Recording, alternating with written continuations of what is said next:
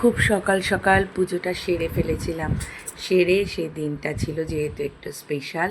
তোমরা তো হয়তো এতদিনে জানো, মানে কালকের ব্লগে বা কালকের অনেক ভিডিওতে দেখেছো। আর ভয়েসটা কিন্তু আমি আজকে দিচ্ছি, কারণ যে সাউন্ডগুলো ছিল সেগুলো আর ইউজ করা গেল না, তাই জন্য পরের দিন ভয়েস দিচ্ছি।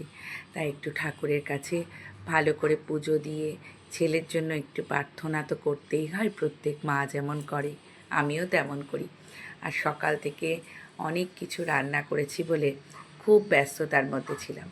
সত্যি কালকে ফেসবুক ঘাঁটার মতন একদম সময় পাইনি। আর তোমরা এত বন্ধুরা আমার ছেলেকে উইশ করেছো, যারা উইশ করেছো কি যারা করনি, প্রত্যেককেই আমার অসংখ্য ধন্যবাদ।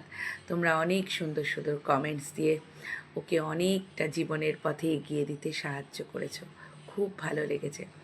অ্যাকচুয়ালি জানো তো, আমার ছেলে যেদিন হয় সেদিনটা ছিল কোজাগরি লক্ষ্মী পুজো। তাই জন্য আমার শাশুড়ি মা, শ্বশুরমশাই বা আমার বাবা মা ওকে সবাই বলে বাবা লক্ষ্মী। সব আয়োজনের পরেও কোথাও যেন মনে হয় একটু ইংরেজি ঘরানাটাও কেন বাদ যাবে। যদিও আমি পায়েসটাকেই বেশি প্রেফার করি। তাই ওর বাবা একটা কেক নিয়ে এসেছিল, কেকটাও সবাই মিলে কাটলাম, গল্প একটু আনন্দ হলো, কেক খাওয়া হলো। আর তোমরা যেহেতু আমার পরিবারের খুব কাছের মানুষ, তাই জন্য তোমাদের সাথেও একটু সময়টা শেয়ার করলাম। তোমরা ওকে আশীর্বাদ করো। আর ওর হয়েও আমি বলে দিচ্ছি, তোমাদেরকেও নিশ্চয়ই অনেক অনেক প্রণাম জানাবে যারা বড়। প্রত্যেকে তোমরা ওকে অনেক ভালোবাসা দিয়ে ভরিয়ে দিও।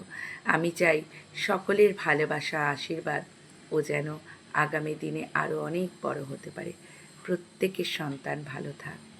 ওর বাবাও একটু ওকে খাইয়ে দিচ্ছে, তাই এরকম সুন্দর মুহূর্ত আরও অনেক আসবে। আজ টাটা।